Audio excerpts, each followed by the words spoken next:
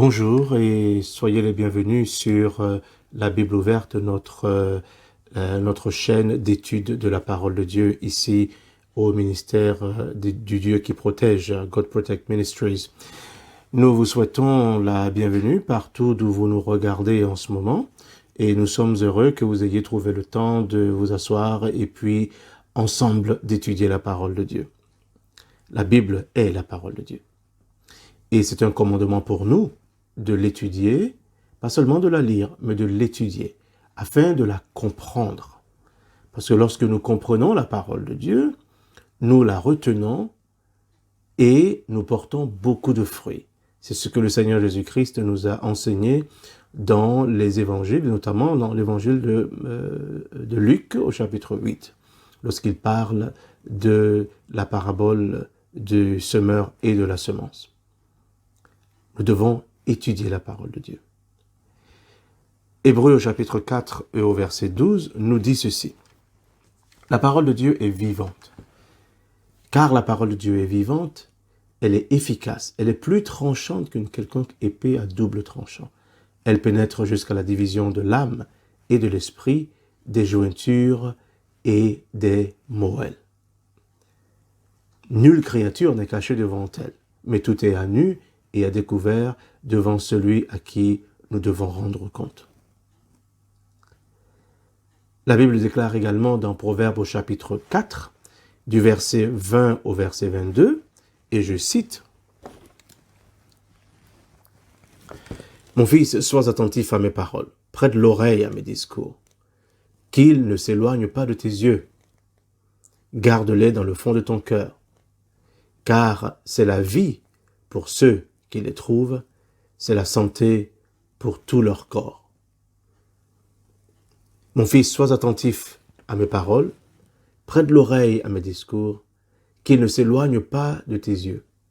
Garde-les dans le fond de ton cœur, car c'est la vie pour ceux qui les trouvent, c'est la santé pour tout leur corps. » Ainsi donc, selon Proverbes chapitre 4, verset 20 au verset 22, la parole de Dieu est essentielle même pour notre survie, pour notre vie, pour notre survie, pour notre santé. Donc, de l'étudier, c'est pour notre propre avantage. De l'étudier, de la comprendre, de la garder, afin de porter beaucoup de fruits. C'est pour notre propre bien. Donc, nous sommes heureux que vous ayez pris le temps de vous asseoir et d'étudier la parole de Dieu avec nous. Appelez quelqu'un, appelez un ami, appelez un membre de la famille et venez ensemble auprès de la parole de Dieu. Et ensemble, étudions la parole de Dieu. Mais avant, nous voulons prier. Prions. Seigneur notre Dieu, nous te rendons grâce de ce que tu as permis que mon frère ou ma sœur ait trouvé le temps de s'asseoir avec nous alors que nous ouvrons ta parole pour l'étudier. En effet, tu nous as commandé d'étudier ta parole. Tu nous as commandé de l'aimer, de la comprendre, afin de porter beaucoup de fruits. Nous voulons te rendre grâce de ce que tu nous as donné le Saint-Esprit pour nous conduire dans toute la vérité. Alors nous prions, alors que nous nous asseyons en ce moment pour regarder ta parole, que tu nous enseignes, ouvre nos yeux afin que nous contemplions les merveilles de ta loi. Et nous te rendons grâce pour ta fidélité. Mène-nous, Seigneur notre Dieu, dans les profondeurs de ta parole. Nous voulons nous réjouir dans la lecture et dans l'étude de ta parole. Ouvre nos yeux, afin que nous contemplions les merveilles de ta loi. Nous te le demandons dans le nom merveilleux et puissant de Jésus-Christ. Amen. Amen. Alors donc, nous commençons notre série d'études bibliques, notre série d'études de la Bible par l'étude du psaume 119. Vous savez que la Bible est vaste. Nous aurions pu commencer quelque part d'autre, dans le Nouveau Testament, quelque part d'autre. Mais nous avons choisi de commencer par le psaume 119. Pourquoi le psaume 119? Mais parce que le psaume 119, d'abord, est le chapitre le plus long de la Bible. Le chapitre le plus long de la Bible, et ce chapitre à lui seul a 176 versets. Ensuite, le psaume 119 parce que c'est vraiment le psaume de la parole de Dieu. Le psaume de la parole de Dieu, c'est une exaltation de la parole de Dieu, c'est une célébration de la parole de Dieu. Et le psaume 119 a quelque chose vraiment de particulier. Il y a quelque temps, le Seigneur m'a dit qu'il y a une grande puissance dans le psaume 119. Et d'où le désir d'étudier le psaume 119. Il est le psaume le plus long des psaumes, le chapitre le plus long de la Bible. Et donc, il y a forcément quelque chose de puissant à l'intérieur de ce psaume. Mais c'est seulement Dieu, le Saint-Esprit, qui peut nous ouvrir les yeux et nous enseigner les vérités de ce psaume. Il est également appelé le psaume des 22, parlant des 22 lettres de l'alphabet hébreu.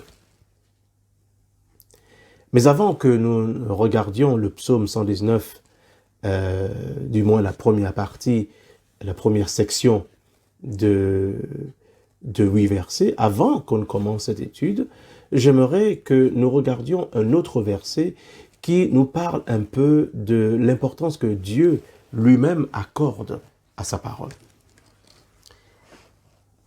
Quelle est l'importance que Dieu accorde à sa parole? Quelle est l'importance que Dieu lui-même accorde à sa parole? La parole de Dieu est-elle importante? L'étude de sa parole est-elle importante? Voyons un peu ce que Dieu dit de sa parole à travers David, le roi prophète. Alors, donc, nous lisons le psaume 138, versets 1 et 2. C'est un psaume de David. Lisons la parole de Dieu. De David, je te célèbre de tout mon cœur. Je chante tes louanges en la présence de Dieu. Verset 2. Je me prosterne dans ton saint temple et je célèbre ton nom à cause de ta bonté et de ta fidélité, car ta renommée s'est accrue par l'accomplissement de tes promesses. Nous nous focalisons sur le verset 2. Je me prosterne dans ton saint temple et je célèbre ton nom à cause de ta bonté et de ta fidélité, car ta renommée s'est accrue par l'accomplissement de tes promesses.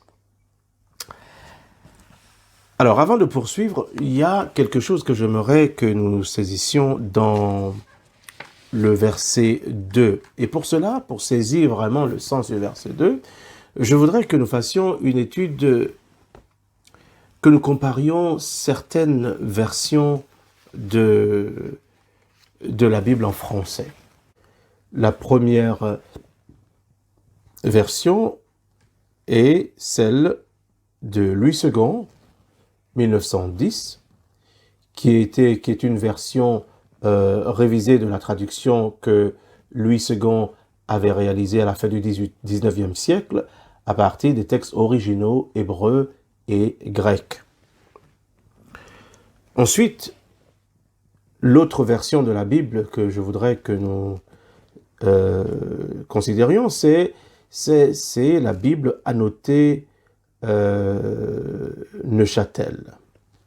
La Bible annotée Neuchâtel, qui est une traduction réalisée au début du XXe siècle par une équipe sous la direction du théologien protestant suisse Frédéric Godet, Et cette traduction est basée sur des originaux également, des textes hébreux et grecs.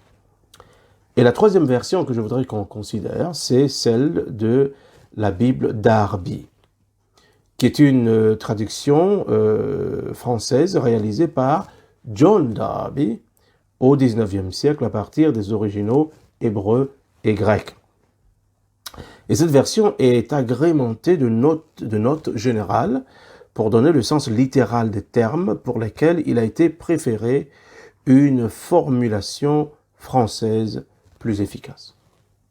Alors donc, il y a ces trois versions-là que j'aimerais que nous considérions. Et nous allons lire le psaume 138 dans ces trois...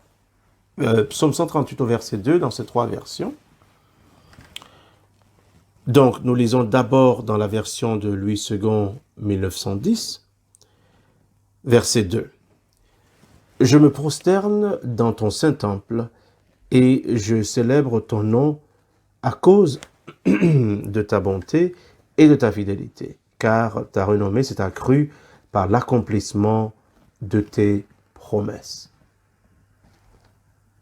Donc ici, nous lisons que David affirme qu'il se prosterne dans le saint temple de Dieu et il célèbre le nom de Dieu à cause de la bonté de Dieu et de la fidélité de Dieu, car la renommée de Dieu s'est accrue par l'accomplissement de ses promesses.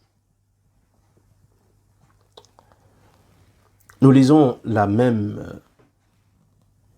même passage dans la Bible annotée Neuchâtel. Donc, psaume 138, verset 2, version Bible annotée Neuchâtel. « Je veux me prosterner dans le palais de ta sainteté et célébrer ton nom à cause de ta grâce et de ta vérité, car tu as magnifié ta parole au-dessus de toute ta renommée. » Je reprends. « Je veux me prosterner dans le palais de ta sainteté et célébrer ton nom à cause de ta grâce et de ta vérité, car tu as magnifié ta parole au-dessus de toute ta renommée. » Maintenant, je voudrais que nous lisions le même verset dans la Bible Darby. Le même verset 2 dans la Bible Darby.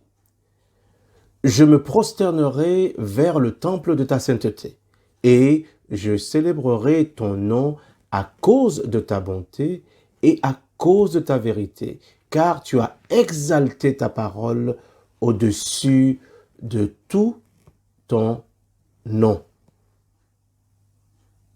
Je reprends. « Je me prosternerai vers le temple de ta sainteté et je célébrerai ton nom à cause de ta bonté et à cause de ta vérité, car tu as exalté ta parole au-dessus de tout ton nom. » Alors, je vois qu'il y a une différence au niveau de des traductions. Mais quand je lis également dans la Bible amplifiée en anglais, la Bible amplifiée en anglais, the Amplified Bible, voici ce que le verset dit. Je l'ai traduit en français pour vous. « J'adorerai en direction de ton saint temple, et je louerai ton nom à cause de ta bonté et à cause de ta vérité et de ta fidélité, car tu as exalté au-dessus de tout autre ton nom et ta parole, et tu as magnifié ta parole au-dessus de ton nom. » Alors, pour saisir vraiment le sens de ce verset qui est très, très, très magnifique, qui est très important, concernant l'importance que Dieu accorde à sa parole. Pour saisir le sens, il a fallu que nous regardions dans au moins 3 versions différentes et que nous comparions cela avec la version de la Bible amplifiée en anglais. Et voici ce que nous comprenons. Que le psalmiste David affirme qu'il se prosterne et il se prosternera vers le temple de la sainteté de Dieu. Il dit, je célébrerai ton nom à cause de ta bonté et de ta vérité. Et le détail qui n'est pas vraiment mentionné dans la version de Louis II, qui est quelque peu mentionné dans la Bible annotée Neuchâtel, ainsi que dans la Bible d'Arby, c'est que Dieu a magnifié sa parole au-dessus de toute sa renommée, ou bien il a exalté sa parole au-dessus de tout son nom. Mais il y a un détail. Et nous avons ce détail à partir de la Bible amplifiée en anglais.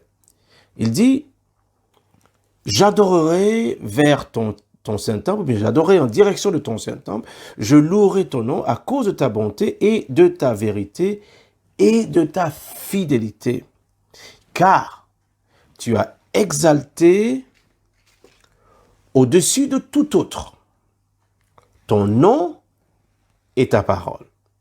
Et tu as magnifié ta parole au-dessus de ton nom. Alors, ça, c'est important. Dieu a donc exalté au-dessus de tout autre. Au-dessus de tout autre. Son nom et sa parole. Dieu a exalté au-dessus de tout autre son nom et sa parole. Et il a magnifié sa parole au-dessus de son nom. Alors, vous savez que notre Dieu est saint. Notre Dieu est saint, notre Dieu est fort, notre Dieu est tout-puissant. Notre Dieu est omniprésent, il est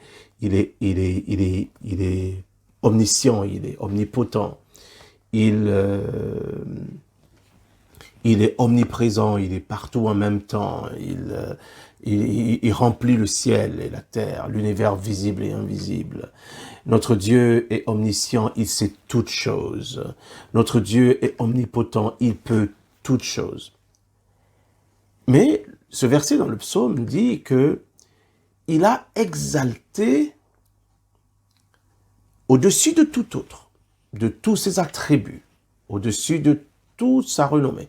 Il a exalté son nom et sa parole. Donc la parole de Dieu et le nom de Dieu sont exaltés au-dessus de tout autre. Maintenant, voici ce que Dieu a fait. Des deux qui sont exaltés au-dessus de tout autre, c'est-à-dire sa parole et son nom, il a magnifié sa parole au-dessus de son nom. Alors, le terme magnifier veut dire grandir, rendre grand, élever, exalter. Ça, c'est ce que le dictionnaire Larousse nous dit, que le terme magnifier veut dire exalter. Un des synonymes, c'est exalter, c'est élever. Vous comprenez? C'est rendre grand. Donc Dieu a rendu sa parole plus grande que son nom. Alors que vous et moi, nous savons que le nom de Dieu est saint. Mais il a magnifié ou exalté sa parole au-dessus de son nom.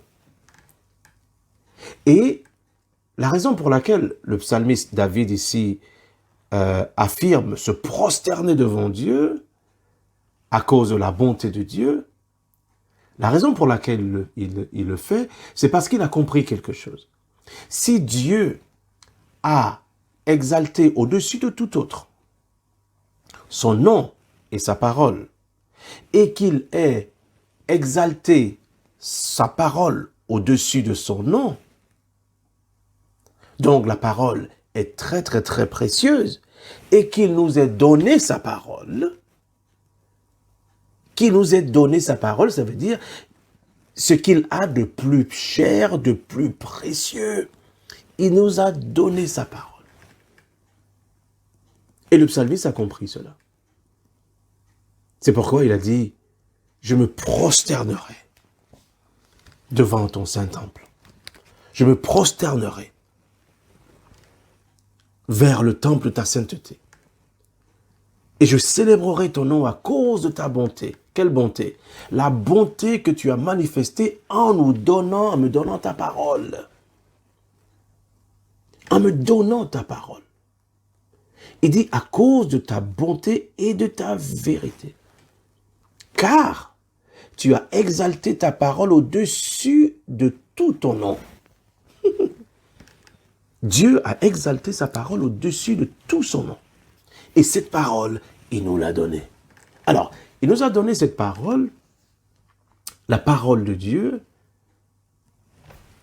la Bible, il nous a donné ses promesses, il nous a dit, par exemple, dans la première épître de Jean au chapitre 5, versets 14 et 15, il dit, voici l'assurance que nous avons auprès de lui. Si nous lui demandons quoi que ce soit selon sa volonté, il nous écoute. Et si nous savons qu'il nous écoute, alors nous savons que quoi que ce soit que nous lui avons demandé, nous avons obtenu ce que nous lui avons demandé. Quelle assurance! Il nous a donné sa parole. Il nous a donné sa parole. Cette parole précieuse. Ensuite, il nous a donné sa parole sous la forme de son Fils, Jésus-Christ. Car Jésus-Christ, Dieu la parole, qui est devenu chair. La parole de Dieu a été faite chair et a habité parmi nous. Jésus-Christ de Nazareth. Vous comprenez? Il est vraiment la personne la plus importante. La Bible dit que il a plu à Dieu de faire habiter en Christ, Jésus, toute la plénitude de la divinité. En lui, Colossiens chapitre 2, en lui habite corporellement toute la plénitude de la divinité. En Christ habite la totalité de la divinité. Et il a plu au Père de faire comme ça. Donc, quand on comprend cela, vraiment, on est reconnaissant envers Dieu de ce qu'il a de plus cher, ce qu'il a magnifié au-dessus de tout autre. Il nous l'a donné en disant, je vous donne ma parole. Je vous donne ma parole. Alors pensez un peu à nous qui sommes des hommes humains, créés à partir de la poussière. Dieu nous a tant aimés. Et ce verset tellement célèbre de la parole de Dieu, Jean chapitre 3, verset 16, « Car Dieu a tant aimé le monde qu'il a donné son Fils unique, afin que quiconque croit en lui ne périsse pas, mais qu'il ait la vie éternelle. »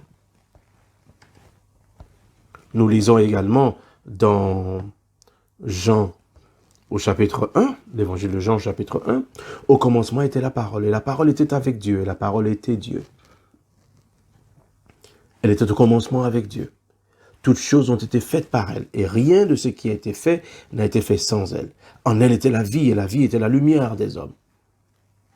La lumière, lui, dans les ténèbres, et les ténèbres ne l'ont point reçue.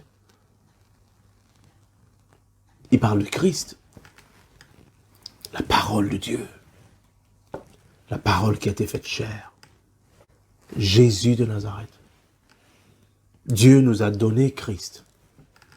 Christ appartient au monde entier. Vous voyez? Alors le psalmiste David affirme qu'il se prosterne devant le temple de la sainteté de Dieu, à cause de la bonté de Dieu, de sa vérité et de sa fidélité. Pourquoi? Parce que Dieu nous a donné ce qu'il a de plus cher, sa parole.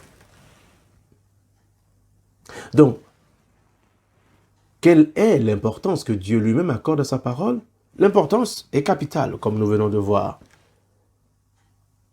Il a exalté, il a magnifié sa parole au-dessus de son nom. Et cette parole, il nous l'a donnée. Si nous la négligeons, alors nous négligeons ce qu'il y a de plus cher à Dieu. Et nous avons déterminé dans notre cœur que nous n'allons pas la négliger. Nous allons embrasser la parole de Dieu afin que la parole de Dieu devienne pour nous un style de vie. Amen. Donc, allons maintenant dans le psaume 119, qui est vraiment le psaume par excellence de l'exaltation, de la célébration de la parole de Dieu. Regardons le psaume 119. Alors, je disais tantôt que le psaume 119 est un psaume très particulier. Il est également appelé le psaume des 22, qui est composé de 176 versets et de 22 sections. Chacune des sections, chacune des parties est introduite par une lettre de l'alphabet hébreu, qu'on appelle également Aleph Bet, à cause des deux premières lettres de l'alphabet. Aleph, la première, Bet, la seconde. Donc, chaque section du psaume 119, composée de 8 versets, est introduite par une lettre de l'alphabet hébreu. Et donc, lorsque nous l'étudions, bien entendu, nous nous focalisons sur une partie à la fois, une section à la fois, une section de 8 versets. Ok? Et ce que nous allons faire aujourd'hui, nous allons étudier 3 versets, les 3 premiers versets de la première section du psaume 119, la section Aleph. Alors on y va, nous lisons le psaume 119, versets 1 à 3. Heureux ceux qui sont intègres dans leur voie, qui marchent selon la loi de l'Éternel. Verset 2.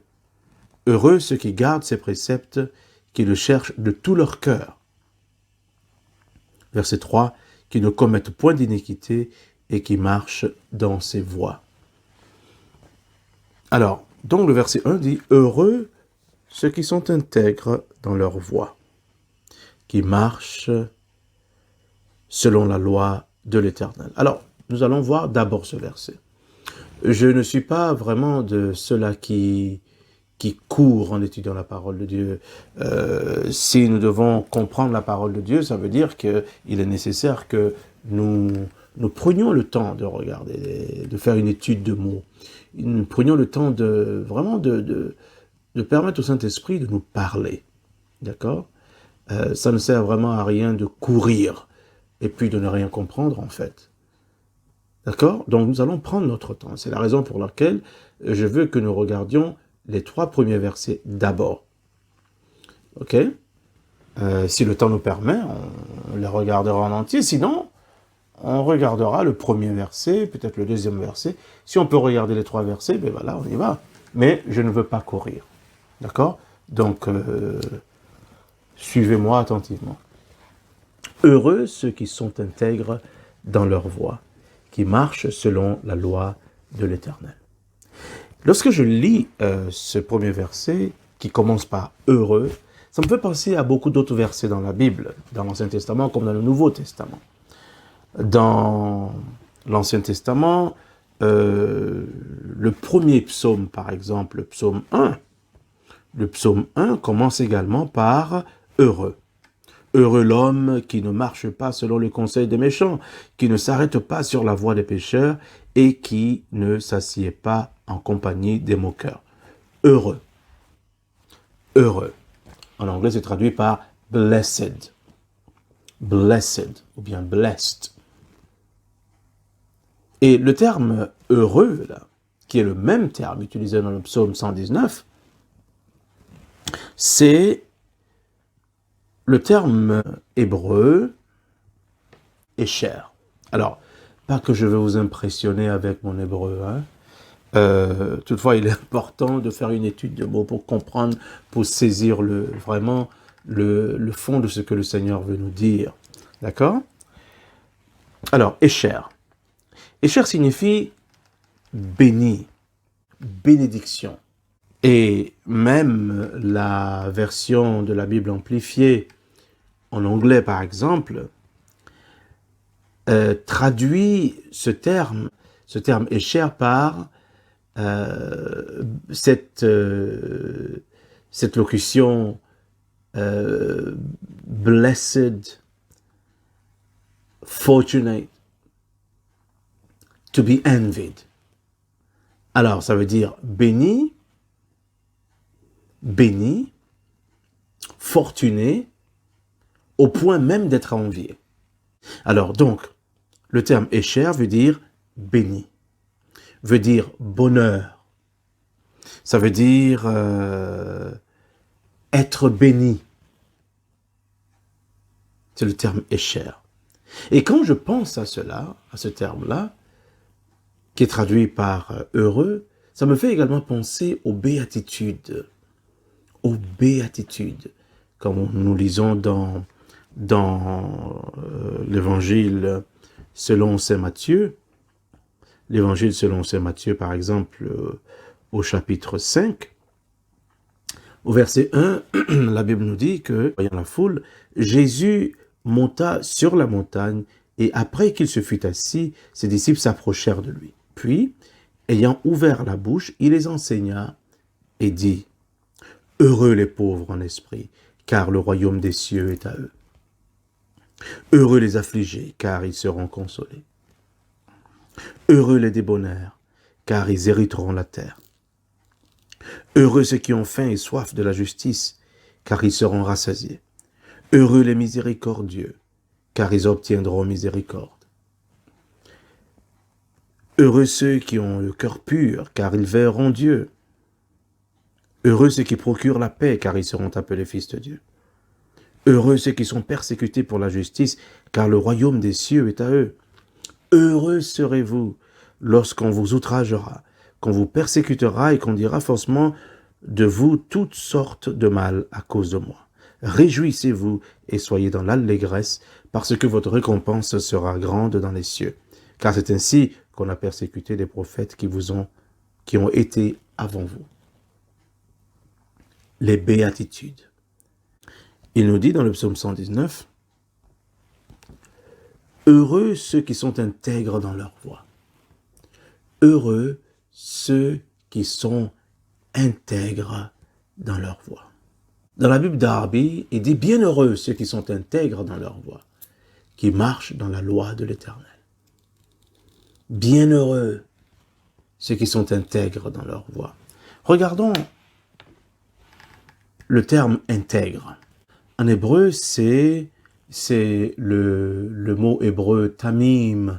Alors, tamim veut dire complet, veut dire entier. Ça veut dire innocent, ça veut dire complet, totalité, en matière de temps par exemple. Ça veut dire ce qui est complet et entièrement en accord avec la vérité et les faits. Donc, tamim veut dire entièrement en accord avec la vérité et les faits. Ça me rappelle lorsque Dieu avait parlé à Abraham, en disant à Abraham, « Marche devant ma face et sois intègre. » Marche devant ma face et sois intègre. Dans la Bible King James, il dit, « Walk before me and be thou perfect. » C'est traduit dans la Bible King James en anglais, parfait. Et en fait, c'est intègre, c'est-à-dire marche devant ma face et sois complet, sois complètement pour moi. Que ton cœur soit complètement pour moi. Que ton cœur soit en accord total avec ma vérité. Donc, heureux ceux qui sont intègres dans leur voie. Heureux ceux qui sont complètement en accord avec la vérité dans leur voie. Alors, dans leur voie, le terme traduit par voie, dans leur voie, c'est le terme hébreu derek. Alors, le terme derek veut dire route, chemin, sentier, direction. Ça veut dire manière, ça veut dire habitude. Ça veut dire le cours de la vie, ça veut dire le caractère moral. Donc, heureux, bienheureux, bénis, au point d'être enviés, ceux qui sont intègres, c'est-à-dire ceux qui sont entièrement pour Dieu, ceux dont le cœur est totalement en accord avec la vérité de Dieu, ils sont intègres dans leur voie, ils sont intègres dans leur parcours, ils sont intègres dans leur caractère moral, ils sont intègres dans le cours de leur vie. Ils sont intègres dans leur chemin spirituel, dans leur marche avec Dieu. Et un autre détail, lorsque vous lisez dans la Bible amplifiée en anglais, par exemple, lorsqu'il parle de leur voix, je vais faire juste une nuance là-bas pour expliquer quelque chose que je pense qui est important. Dans la Bible amplifiée, il dit, donc lorsqu'il parle de leur voie, c'est traduit par in the way, ça veut dire dans la voie. Donc il dit pas dans leur voie seulement, mais il dit dans la voie. Et il explique ici in the way of the revealed will of God, dans la voie, entre parenthèses, la voie, la volonté révélée de Dieu. Who walk, qui marche, en parenthèse, order their conduct and conversation. Donc, qui marche, c'est-à-dire qui ordonne leur conduite et leur conversation dans la loi du Seigneur. Donc, heureux ceux qui sont intègres dans leur voie, heureux ceux qui sont intègres, entiers, entièrement consacrés à Dieu, dans leur voie, en fait, pas seulement dans leur voie, mais dans la volonté révélée de Dieu. Ça veut dire que ces gens-là ont décidé de chercher à connaître la volonté de Dieu. Et une fois qu'ils ont connu la volonté de Dieu, ils ordonnent leur conduite et leur conversation pour marcher dans ces voies-là, dans les voies de Dieu. Et ces gens-là sont bénis, ils sont bénis, abondamment bénis, au point même d'être enviés.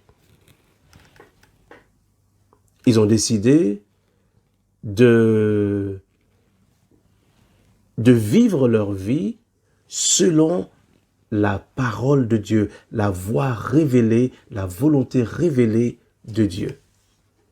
C'est pas seulement dans leur voie, parce que bien entendu, des gens peuvent vivre dans leur voie à elles ou à eux, et cela peut ne rien avoir à faire avec la volonté de Dieu. Donc, ceux qui sont heureux, ce sont ceux-là qui ont décidé d'être entièrement consacrés à Dieu, et puis entièrement consacrés à Dieu, et de marcher dans la voie révélée de Dieu, dans la volonté révélée de Dieu pour leur vie. Et je trouve que c'est vraiment magnifique. Donc nous poursuivons le psaume 119. Donc, heureux ceux qui sont intègres dans leur voie, qui marchent selon la loi de l'Éternel. Alors, qui marchent selon la loi de l'Éternel, qui marchent. Il se conduit, ça veut dire également conduire, ça veut dire apporter, porter. Donc, il marche selon la loi de l'Éternel. Il marche selon la loi de l'Éternel. Donc, ils ont vraiment, dans leur voie, ils ont consacré leur voie, ils ont fait un mariage entre leur voie et la voie de Dieu, et la volonté révélée de Dieu. Et donc, ils ont décidé de se conduire. Ils ont décidé de diriger leur conversation et leur conduite selon la voie de l'Éternel. Donc, ces personnes-là sont heureuses, qui ont décidé d'ordonner leur vie, leur marche spirituelle, leur conduite morale selon la parole de Dieu. Ces gens ont décidé, par exemple, de ne pas maudire les autres. Ces gens ont décidé de ne pas prononcer des choses négatives. Vous savez que la parole de Dieu dit dans Proverbes au chapitre 18, et je cite, Proverbes chapitre 18, les versets, à partir du verset 20, il dit, c'est du fruit de sa bouche que l'homme rassasie son corps. C'est du produit de ses lèvres qu'il se rassasie. Verset 21, la mort et la vie sont au pouvoir de la langue, quiconque l'aime en mangera les fruits. Alors, pensez un peu à cela. C'est du fruit de sa bouche que l'homme rassasie son corps. C'est du produit de ses lèvres qu'il se rassasie. Mais moi, je pensais que l'homme rassasiait son corps à partir de son travail, de l'argent qu'il gagne au travail. Mais le Seigneur nous dit ici que c'est du fruit de sa bouche que l'homme rassasie son corps. C'est du produit de ses lèvres qu'il se rassasie. Et il explique au verset 21, la mort et la vie sont au pouvoir de la langue. Quiconque l'aime en mangera les fruits. Moi, je pensais que la mort était au pouvoir du fusil. Non. Il dit que la mort et la vie sont au pouvoir de la langue. Ce petit membre dans la bouche peut donc causer beaucoup de dégâts.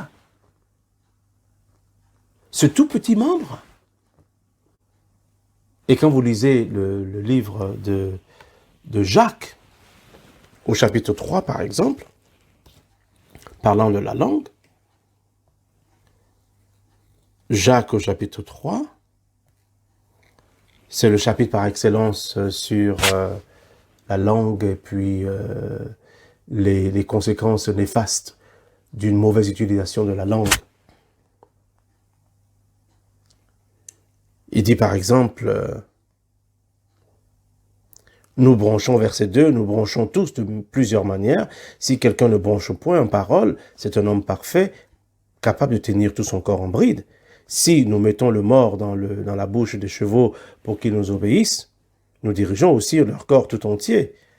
Voici, même les navires qui sont si grands et que poussent des vents impétueux sont dirigés par un petit gouvernail au gré du pilote. De même, la langue est un petit membre et elle se vante de grandes choses. Voici comme un petit feu peut embraser une grande forêt. La langue aussi est un feu, c'est le monde de l'iniquité. La langue est placée parmi nos membres, souillant tout le corps et enflammant le cours de la vie, étant elle-même enflammée par la géhenne. Pensez un peu à cela. Pensez un peu aux dégâts que peut causer la langue, ce petit membre. Mais vous voyez, dans le psaume 119, il dit que ceux qui ont décidé d'ordonner leur marche, leur conduite et leur conversation selon la parole de Dieu sont bénis parce que ils ont décidé que leur langue ne confessera pas le mal ou bien la mort, leur langue confessera la vie de la parole de Dieu. Si vous déclarez ce que Dieu dit, n'oubliez pas que le monde a été créé par la parole de Dieu. Hébreux au chapitre 11 dit que c'est par la foi que nous comprenons que le monde a été formé par la parole de Dieu, de sorte que ce que nous voyons ne provient pas de quelque chose de visible. Donc, la parole de Dieu est celle et ce par quoi Dieu a créé le monde.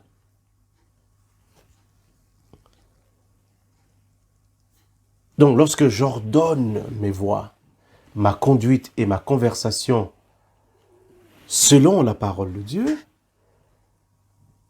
où je me discipline à ne confesser que ce que Dieu dit, je suis heureux, je suis béni.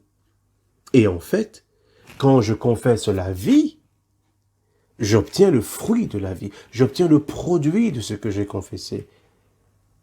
Si par exemple, j'affirme des choses négatives concernant ma situation, concernant ma vie, concernant mes finances, mais regardez, je vais me rassasier du mal que j'ai confessé.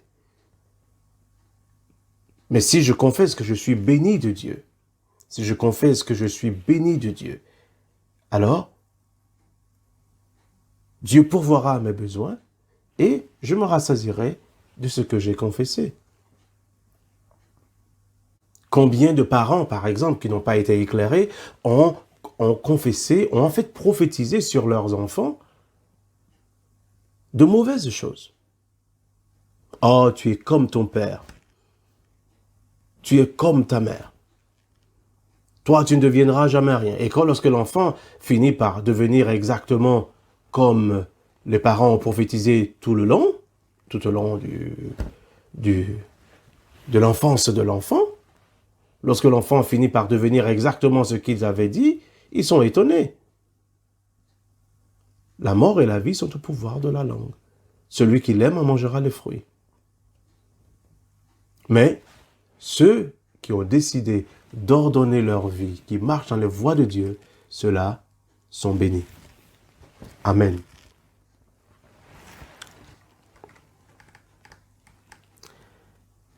Poursuivons notre étude. Le psaume 119, maintenant nous allons au verset 2. Heureux ceux qui gardent ses préceptes, qui le cherchent de tout leur cœur. Heureux ceux qui gardent ses préceptes, qui le cherchent de tout leur cœur. Heureux ceux qui gardent ses préceptes, qui le cherchent de tout leur cœur. Alors, le même terme heureux, c'est encore une béatitude. Heureux, ça veut dire béni, fortuné, au point même d'être envié. Ceux qui gardent ses préceptes. Alors, ceux qui gardent ses préceptes. Ceux qui gardent ses préceptes. En hébreu, c'est le terme natsar. Natsar. Ça veut dire garder, ça veut dire veiller, ça veut dire surveiller. Ça veut dire préserver. Ça veut dire garder contre les dangers. Ça veut dire tenir, observer, garder avec fidélité. Ça veut dire garder, tenir secret. Ça veut dire veilleur, gardien. Donc, heureux ceux qui gardent ces préceptes. Heureux ceux qui, ayant trouvé la parole de Dieu et ayant réalisé l'importance de la parole de Dieu, gardent cette parole-là avec fidélité dans leur cœur. Ils gardent cette parole contre tous les dangers. Parce que vous savez que le diable est après la parole. Il vient pour voler la parole que Dieu a mise dans votre cœur. Il vient pour troubler cette parole-là, pour l'ôter de votre esprit. Lorsque nous lisons dans Luc au chapitre 8, lorsque le Seigneur Jésus-Christ a parlé de la parabole du semeur et de la semence, par exemple, dans Luc au chapitre 8, le Seigneur explique à la fin de la parabole, lorsqu'il explique la parabole à ses disciples, aux apôtres, au verset 9, ses disciples lui demandèrent ce que signifiait cette parabole. Il répondit, « Il vous a été donné de connaître les mystères du royaume de Dieu, mais pour les autres, cela leur est dit en parabole, afin qu'en voyant, ils ne voient pas, et qu'en entendant, ils ne comprennent point. » Voici ce que signifie cette parabole. La semence, c'est la parole de Dieu. Il dit, ceux qui sont le long du chemin, verset 12, ceux qui sont le long du chemin, ce sont ceux qui entendent. Puis le diable vient et enlève de leur cœur la parole, de peur qu'ils ne croient et soient sauvés. Il dit que le diable vient et enlève de leur cœur la parole. Et dans la parabole, il a expliqué que c'était le semeur semait, et puis certains grains, ou alors la semence qui est tombée le long du chemin, les oiseaux sont venus et ont dévoré cette semence-là. Et il explique la parabole en disant que ceux qui sont le long du chemin, ce sont ceux qui entendent. Puis le diable vient et enlève de leur cœur la parole, de peur qu'ils ne croient et qu'ils ne soient sauvés. Et lorsqu'on se limite seulement à ce que Dr Luc a expliqué ici concernant ce que le Seigneur a dit de la parabole du semeur de la semence, on comprend ça un peu. C'est seulement lorsque nous allons dans l'évangile de Matthieu, au chapitre 13, que nous comprenons effectivement, au verset 19 par exemple, nous comprenons effectivement ce que le Seigneur voulait dire. Il dit, lorsqu'un homme écoute la parole du royaume et ne la comprend pas, le malin vient et enlève ce qui a été semé dans son cœur. Cet homme est celui qui a reçu la semence le long du chemin. Vous comprenez? D'où l'importance de non seulement lire, mais d'étudier la parole afin de la comprendre. Parce que lorsqu'un homme écoute la parole du royaume et ne la comprend pas, lorsqu'il ne comprend pas la parole est donc exposée et le diable peut venir l'enlever du cœur de la personne.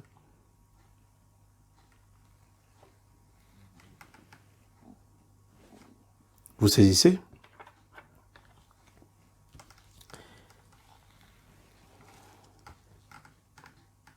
Et le Seigneur explique dans l'évangile de Luc, au chapitre 8, au verset 15, il dit « Ce qui est tombé dans la bonne terre ». Parce qu'il y avait des grains, il a expliqué dans la parabole qu'il y avait des grains qui étaient tombés dans la bonne terre. Et ces grains-là ont porté beaucoup de fruits. Il dit « Ce qui est tombé dans la bonne terre, ce sont ceux qui, ayant entendu la parole, avec un cœur honnête et bon, la retiennent et portent du fruit avec persévérance. » Donc, ils ont entendu la parole dans un cœur honnête et bon. Ils la retiennent, ils la gardent et ils portent du fruit avec persévérance. Donc, dans le psaume 119,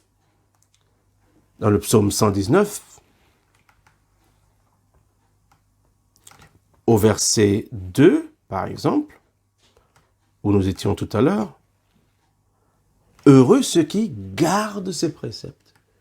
Heureux ceux qui gardent ses préceptes. Heureux ceux qui gardent ses préceptes. » Et nous avons dit tout à l'heure que le terme utilisé par le psalmiste ici, c'est, sous l'inspiration du Saint-Esprit, c'est garder, c'est le terme natsar, ça veut dire garder, ça veut dire surveiller, ça veut dire garder avec fidélité, observer. Quoique le terme qui est utilisé dans Luc au chapitre 8 est un terme grec, c'est un terme grec, c'est un terme grec dans Luc au chapitre 8, comme je lisais tantôt, au chapitre 8, au verset 15. Au verset 15. Ce qui est tombé dans la bonne terre, ce sont ceux qui, ayant entendu la parole avec un cœur honnête et bon, la retiennent. Ils la retiennent. En d'autres termes, ils la gardent. Ils la retiennent. Dans un cœur. Ils la retiennent. Ils la tiennent fermement.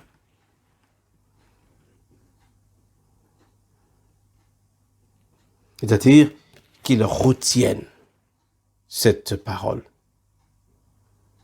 Ils la tiennent ferme. Ils la tiennent ferme. Ils la possèdent. Ils la gardent. Ils l'empêchent de s'en aller. Ils la gardent dans leur cœur.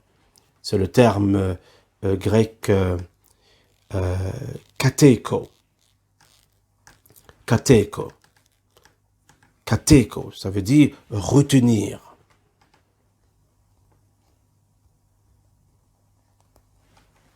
Vous voyez?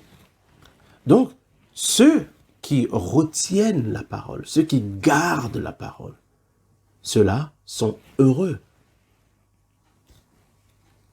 Ceux-là sont bénis, au point même d'être enviés. Ils sont heureux. Ils gardent ces préceptes. Les préceptes, ce sont les ordonnances de Dieu. Ce sont les ordonnances de Dieu, les préceptes. Les préceptes de Dieu.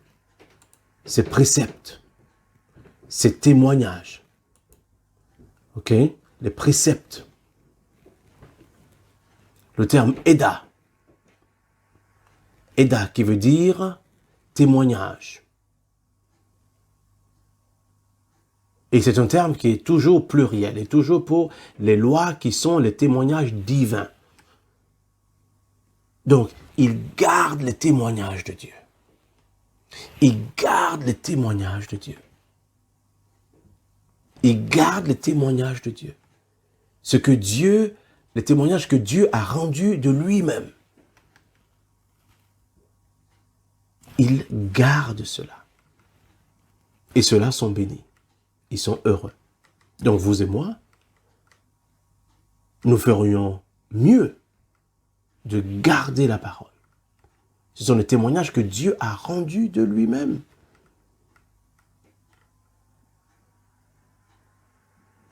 Lorsque Dieu opère par exemple un miracle dans votre vie et dans ma vie, ce sont des manifestations du Saint-Esprit pour me confirmer que Dieu est vivant.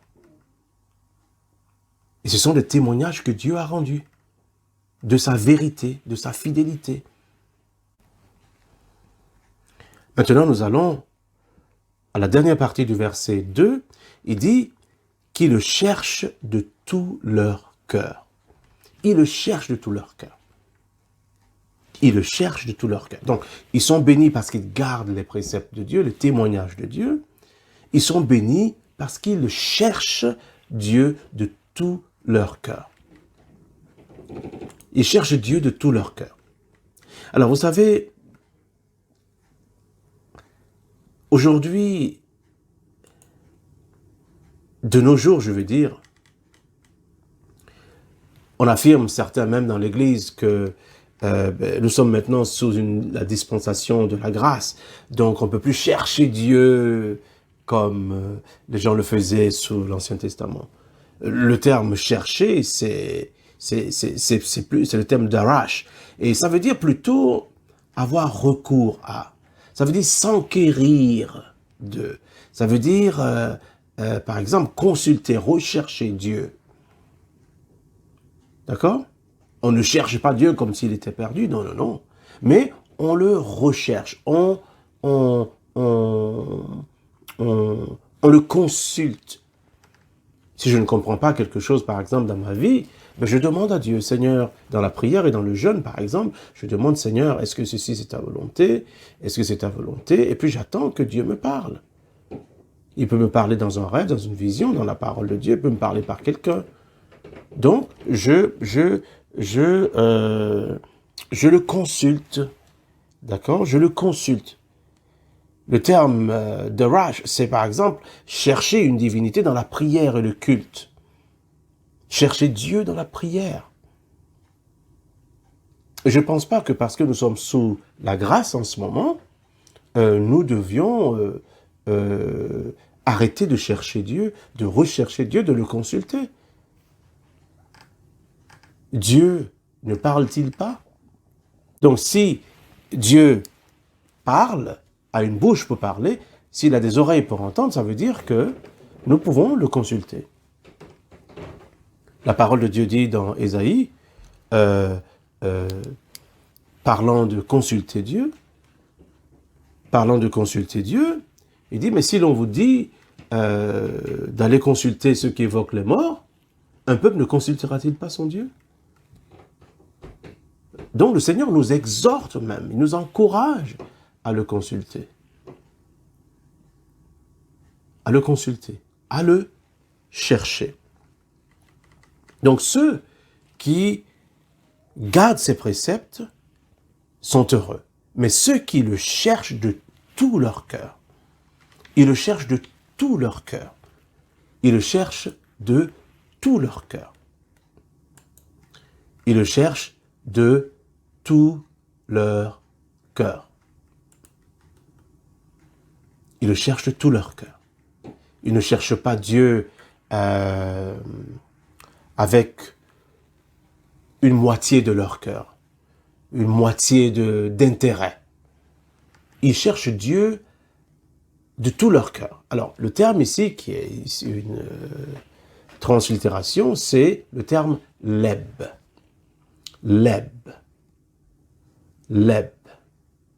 Ça veut dire cœur. Ça veut dire, en fait, la définition, c'est homme intérieur, esprit, volonté, cœur, compréhension, partie interne. Donc, ils cherchent Dieu de tout leur être intérieur. C'est-à-dire que lorsqu'ils décident de prendre du temps dans la prière, peut-être dans la prière et dans le jeûne, pour prier et demander quelque chose à Dieu, ils le font de tout leur cœur. C'est en ce moment-là que Dieu répond. C'est en ce moment-là que Dieu répond. Donc, quand je cherche la face de Dieu pour un sujet bien déterminé, et si je ne suis pas concentré dans ce que je fais, Dieu peut ne pas me répondre. Mais si je cherche sa face, alors Dieu me répondra. Dieu me répondra. Dieu me répondra. Amen. Dieu me répondra. Si je le cherche de tout mon cœur. Ça me rappelle également un verset dans le livre de Jérémie, au chapitre 29. Au chapitre 29, lorsque le Seigneur dit vous me chercherez et vous me trouverez parce que vous me chercherez de tout votre cœur. Je connais les projets que j'ai formulés à votre égard, projets de bonheur et non de malheur. Et vous me chercherez et vous me trouverez parce que vous me chercherez de tout votre cœur. Donc le Seigneur accorde une importance particulière à ce que nous le recherchions de tout notre cœur.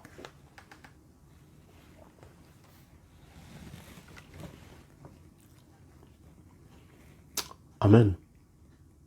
Nous allons maintenant au verset 3, qui ne commettent point d'iniquité et qui marchent dans ses voies. Alors ceux ceux-là qui sont intègres dans leur voie, dont le cœur est entièrement consacré à Dieu dans la volonté révélée de Dieu, qui ordonnent leur conduite et leur conversation selon la loi révélée de Dieu, ils sont bénis, ils gardent, ils préservent dans leur cœur, ils chérissent dans leur cœur la parole de Dieu, ils le cherchent de tout leur être intérieur, ils le consultent dans la prière. Ils savent que leur Dieu est vivant, il est réel. Ceux-là ne commettent point d'iniquité. Ils ne commettent point d'iniquité. Comment peuvent-ils commettre de l'iniquité? Non. Puisque leur voix, leur cœur est complètement consacré à Dieu. Ils ne commettent point d'iniquité. Ils ne sont pas méchants envers Dieu. Ils ne commettent point d'iniquité. Ils marchent dans ses voies. On ne peut pas marcher dans les voies de Dieu et puis commettre l'iniquité en même temps. C'est pas possible. Si tout mon cœur est pour Dieu, comment est-ce que je peux en même temps commettre de l'iniquité? Comment est-ce que je peux avoir un cœur mauvais et méchant envers lui, contre lui? Ce n'est pas possible. C'est la raison pour laquelle il est capital que je lui donne tout mon cœur. Si tout mon cœur est pour lui, alors aucune partie de mon cœur n'est contre lui. Je me souviens qu'il y avait un homme à qui on demandait, un pasteur lui demandait de consacrer sa vie au Seigneur. Lui, il avait une excuse, il dit oui, mais d'accord, mais si je donne ma vie au Seigneur, comment est-ce que je suis sûr que je pécherai pas contre Dieu? Le pasteur lui a répondu, mais écoute, si tu donnes ta vie au Seigneur, tu n'auras pas, si tu observes ses voies, tu n'auras pas le temps de penser à ce que tu ne dois pas faire. Si tu donnes ta vie au Seigneur, que tu fais ce que tu dois faire, tu n'auras pas le temps de penser à ce que tu ne dois pas faire. Donc, si ton cœur est entièrement pour le Seigneur, tu n'auras même pas le temps de penser à ce que tu ne dois pas faire. Donc, ces gens-là marchent dans la voie de l'Éternel. Je pense que rien de ce que nous venons de dire n'est possible sans l'intervention du Saint-Esprit. C'est le Saint-Esprit qui nous donne le pouvoir de marcher dans les voies de Dieu. C'est le Saint-Esprit qui nous donne le pouvoir de marcher dans les voies de Dieu. Et pour que cela soit une réalité dans nos vies, il est donc nécessaire que nous naissions de nouveau. Que nous acceptions Jésus-Christ de Nazareth dans notre vie comme notre refuge. Et lui, maintenant, nous donnera le pouvoir de vivre pour lui, par le Saint-Esprit qui habitera en nous.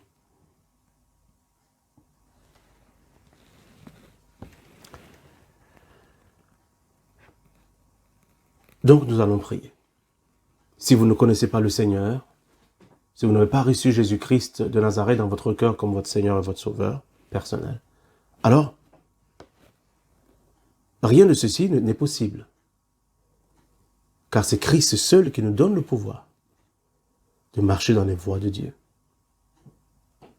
Ce verset dans Romains au chapitre 8, verset 1 et 2, il n'y a plus donc maintenant plus de condamnation pour ceux qui sont en Christ Jésus, qui marchent non selon la chair, mais selon l'Esprit. Verset 2 dit, « Car la loi de l'Esprit de vie en Christ Jésus m'a affranchi, m'a libéré de la loi du péché et de la mort. » Il y a une loi supérieure, celle de l'Esprit de vie, du Saint-Esprit, l'Esprit de vie en Christ Jésus, qui nous délivre de la loi du péché et de la mort.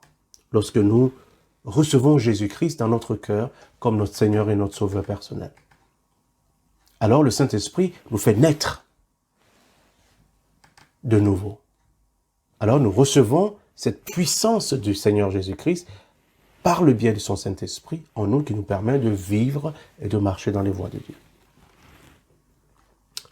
Alors, si vous ne connaissez pas le Seigneur en ce moment, je vous invite à prier avec moi. Mais il faudrait que nous soyons sincères. Si on n'est pas sincère, alors c'est une perte de temps. Prions. Répétez cette prière après moi, mais faites-en votre prière. Seigneur notre Dieu, merci pour ta parole. Allez, répétez après moi. Seigneur Jésus, merci pour ta parole. Je te demande de me pardonner mes péchés. Je te demande de venir dans mon cœur. J'ouvre la porte de mon cœur et te demande de venir dans mon cœur. Je reconnais que je suis pécheur. J'ai péché contre toi. J'ai violé ta parole. Pardonne-moi mon péché. Lave-moi dans ton sang précieux. Remplis-moi du Saint-Esprit. Remplis-moi du Saint-Esprit. Je t'accepte dans mon cœur comme mon Seigneur et mon Sauveur personnel. Aide-moi à marcher dans tes voies tous les jours de ma vie, pour le reste de ma vie. Merci Seigneur. Merci Seigneur. Je confesse, je déclare et je décrète que j'ai reçu la vie éternelle dans mon âme maintenant. Au nom de Jésus. Amen. Je vais prier pour vous. Seigneur Jésus-Christ, je prie en ce moment pour tous ceux qui ont prié cette prière au nom de Jésus-Christ de Nazareth. Je scelle leur salut. Je scelle leur salut. Je prie que tu leur donnes le pouvoir de marcher dans tes voies. Merci pour cela, au nom de Jésus. Amen. Si vous avez prié cette prière et que vous avez participé à l'étude biblique, contactez-nous. Notre site internet, c'est godprotect.org. Contactez-nous et dites-nous ce qui se passe. Nous allons nous connecter avec vous et puis vous aider dans votre marche spirituelle. Que le Seigneur vous bénisse. Contactez-nous, visitez notre site pour beaucoup plus d'informations et puis nous nous retrouverons encore la prochaine fois pour l'étude de la parole de Dieu dans le psaume 119. Amen. Que le Seigneur vous bénisse. Si vous avez aimé, partagez cette vidéo avec d'autres personnes et puis n'oubliez pas de souscrire. Abonnez-vous à cette chaîne et que le Seigneur vous bénisse.